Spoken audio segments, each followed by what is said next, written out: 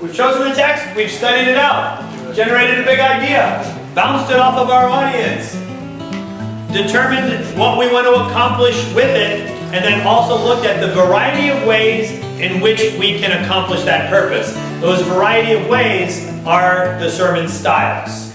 And now, having settled in on a particular sermon style, what we need to finally do now is start to somehow get on paper the path that we will take from the purpose and style to the actual construction of the presentation or the sermon that we'll make. So if the purpose is the destination and the style is the overall route, the outline, in a sense, becomes your turn-by-turn guidance along the way.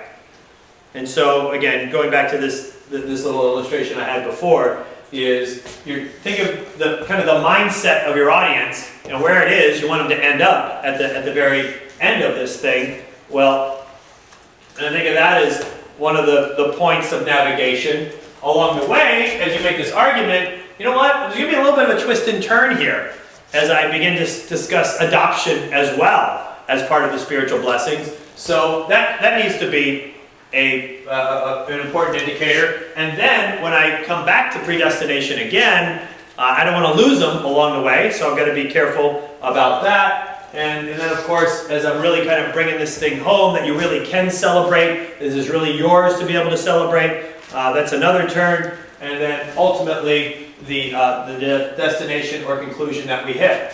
Now, the outline is in no way meant to be where you start to put down 3 points. The outline has a purpose, and it is to try to heighten the sense of unity. And so think of it this way. Think of that first point along your travels as just a point that you need to be aware of as you begin to construct your lesson or argument. And the next point, likewise, would be coming along, and we take note of it as, let's just call it, the first turn along the way. The next one along the way here, as we make that turn, we would also then kind of have that as our second turn, and so on, third turn, and finally we bring the thing home and you've reached your destination. We want to make that clear that you've reached your destination, and so we'll have that. So anyway, with all of this, I'm not thinking intro, point 1, point 2, point 3. That's not what I'm thinking at all. Right? I'm thinking intro may be tension, tension, tension, tension, because I'm doing a hybrid. And I'm only going to have 1 point, is the way I've set it up. So, again, in terms of a roadmap, where these are the turn-by-turns, I'm thinking lots of tension up there, and then after I get done with the tension, my first turn is I need to then at this point, having developed all this tension, be able to bring it to the text that has the big idea. So that's actually my first turn, is the text with the big idea. Now, having brought it to the text with the big idea, I want to reinforce that big idea from an emotional angle. And then I want to reinforce that big idea from a clearly rational manner as well. Right. And then finally, I'm going to reiterate that big idea once and for all in a big way at the very end. And so your outline is not your excuse to immediately start to jump into the 3 points. Right. Everything is still being viewed as a holistic organism. Resist the urge as much as you can. When you start to put pen to paper, there's something that comes over us where we get possessed by the 3-point monster, and we want to just jump right back into 3 points. As much great thought as we've done everywhere else, suddenly an irresistible urge when ink hits paper to start to have 3 points. Again, it's the outline is your tool to heighten the unity of the sermon, not to separate the 3 points of the sermon. Right. And that one unity, imagine for the moment again that it's a 1-point sermon that I'm talking about. That outline is going to hit that 1 point from a variety of angles, but it's still 1 point. I want to make sure that as I look at it from another angle, that I don't lose people along the way and help them to realize this is still the same point. Even though I'm talking about adoption, it's still the same point. Even though I'm talking about redemption, it's still the same point. Even though I'm talking about the guarantee of the Holy Spirit, it's still the same point. It's not three different points, still the same point, but I'm going to expand it just as the text expands it. And then I actually on a piece of paper kind of just draw a squiggle line as though this is the path that I'm going to take. I actually do draw kind of a little bit of a brain of like, this is where they are, this is where we want to be, and think about, well, what's the best way to get there? Maybe I can begin with empathy, begin with tension, begin with a problem, begin with a situational analysis, and maybe some of the specifics. I'll just kind of flow from there of what it might look like, and it's kind of free form type stuff. Here, let me put this up and show how that might look. More of a path.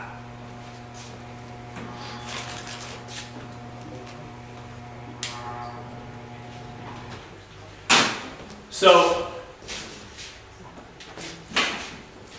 let's say this is our starting point. All right? This is your brain. This is your brain on the world. Oh, okay. I got it. All right? But along the way, you're going to kind of take this little bit of a route, and this is going to be the mind of Christ, right? Your brain on Jesus.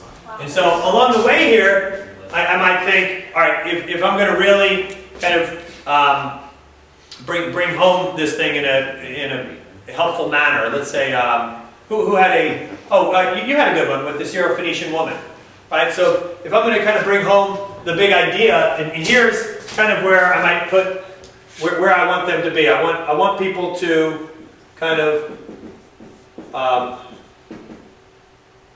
resolve to. What was your big idea as we said it? If you don't mind me reiterating it for me. Kind of seeing Jesus' love and power despite the obstacle of him calling her a dog. Okay. So anyway, I think it's to despite confusion, hold to faith. Yeah.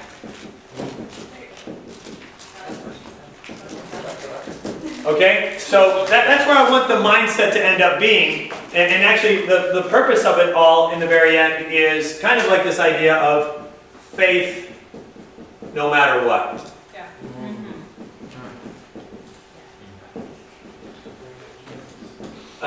That's where I want us to be. That's, it's a big idea, but in a sense, in terms of a purpose, I'll flesh that out into a purpose as well. And I'll just kind of draw it on this piece of paper because I'm starting somewhere and I'm going to end somewhere. And in the end, I may have kind of worked out my big idea a bit better. Maybe this is the exegetical. This becomes the homiletical. This becomes kind of what I really want to achieve. That despite a setback, maybe pick a setback that you've had. And despite that setback, to do something that moves you forward in faith, right? That's what I want to achieve for people. That they would pick that setback, whether it's rejection in the office or seeing family members, reject, whatever it is. But that's what I want to see happen. Confusing stuff that you thought, this shouldn't be happening, to be the case. So along the way, what is it I want to do? Well, probably along the way here, I'm probably going to want to, kind of have tension, and that's probably going to come from confusion about dog, and then maybe I will talk about different ways that I've been confused by how Jesus works. And maybe it's kind of some sort of tough love or confusing love of Jesus in my part, and maybe my kind of personal testimony with regards to that, all to build the tension up front, and maybe a little bit of research into what dog means, and spend a little bit of time on that, and Gentile Jew tension, stuff like that might go in here. But then where do I want to go from here? Well, I want to be able to then resolve the tension. Like, how do I make sense of this? How do I make sense of this? Well, it's probably, we're probably going to read the story actually up here. So interesting, I'll read first, because I don't think anybody's like really done enough research to understand the idea of dog, or so many people have been quick to dismiss the idea of dog. I'm going to heighten the idea of dog here. So it's okay to read first and then build the tension. And then afterwards, then you can start to delineate some of this. Afterwards, and maybe what I can do to help people further along the path of now being, in a sense, confused all the more, I now need to start to bring this thing home. And I need to recognize that that something about Jesus admiring her faith,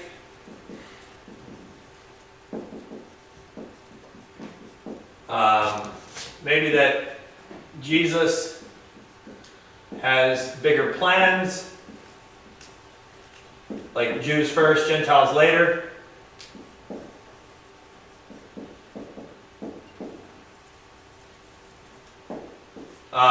And also that, by the way, Jesus ends up feeding bread to the 4,000, doesn't he? Like right after that? And he does so in Gentile baskets. It's interesting, when he feeds the 5,000, the baskets, even though it says baskets in the NIV in both, it's Jew basket in the first story and Gentile basket in the second story. It's completely different Greek words. So it's actually clear that not only does he actually intend ultimately to give her bread and to heal her, but he in fact then does, I'll kind of wrap it all up here with the 4,000 getting bread and the woman having the healing of her daughter. That's all brought in. And then at this point in time too, I'll share my own story that I began in the beginning.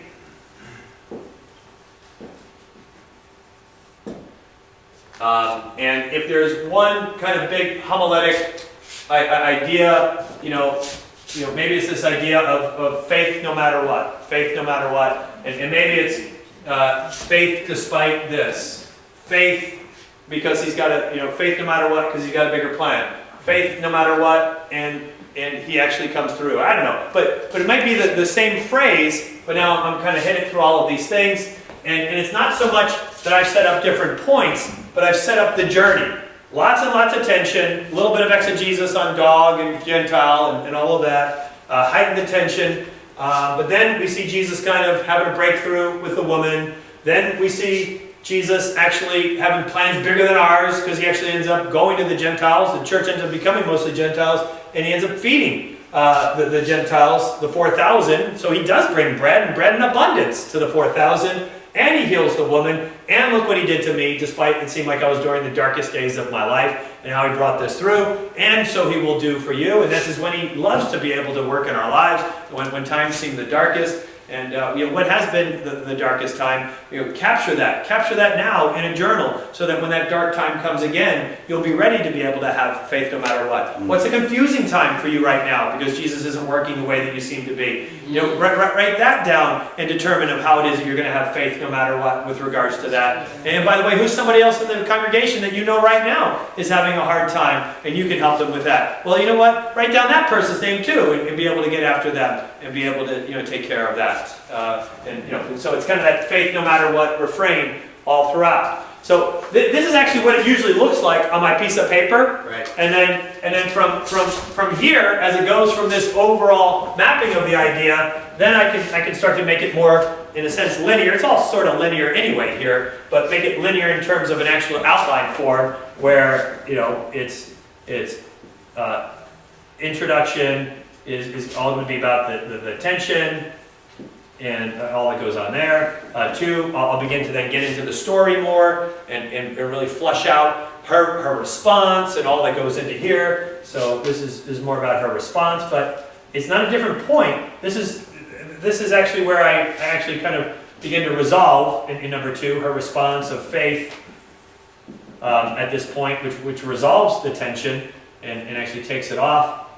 Anyway, and bring it through. But the outline, for me, doesn't start until after I've got a kind of sense of the flow. Right. And then the outline is just going to be a way for me to organize in just a bit of a different way than this, to make sure that the subject matter, and then I start to add to the outline as I do more research, as I learn more about the passage, and as I actually even kind of think of different applications, and I think of different illustrations even, or I think of different hard times that people have gone through, or talk to people throughout the church, and I start just to fill that into, which would be these spots, but it's hard to kind of bring a long scroll or something like this, or to keep at it and do your sermon from it. It is possible, by the way, I think, if you can think of it that way, to kind of run a sermon that way if you want, but it's just easier to kind of take all of this and then just kind of run it down that way, knowing that it developed from this conceptual, I'm going to take them from here and bring them to here approach. Any questions? Yes? Yeah, I had a quick thing that I had a confusion even hearing you talk about style before and outline, because in the book, what you refer to as style kind of sounds like what they refer to as outline. In chapter 8, he talks about deductive and everything like that, and he kind of refers to it as an outline. Whereas style, he describes more how you deliver something, like personal versus clear versus not clear. So I thought he calls the sermon styles deductive, inductive, hybrid. no, I'm looking at. That's the wording he uses for sermon style. I don't actually call it sermon style, I call it roadmap, and I think I do in all of my slides. For me, the roadmap is either an inductive, a deductive, whatever. If I'm the one who wants. But don't get caught up in the word then. But he does call the sermon style inductive, deductive, hybrid, subject, complement. Sure, and the only reason I'm pointing it out is because in the assignment it asked you for what your style is and why you chose it, and I was going to write something like, hey, I chose a personal style because... No. blah, blah. We mean inductive, deductive. Just in case anybody else... Yeah, okay, good, no, thanks. Yeah, helpful. We'll talk about delivery style later, but we're talking about structure style here. Sure. Okay. So, amen. Well, anyway, overall, this is I think the best approach to go from your sermon path, roadmap, or style into what will then begin to be an outline. And tomorrow morning when we come together, we'll talk about how much should go into the outline, how little should go into the outline, how you don't end up reading it, what are the points that are particular that need to be flushed out, and that'll all be then. Amen? All right. Let's close in a prayer. Mr. Knapp, would you close us? I'm so sorry, Dr. Knapp.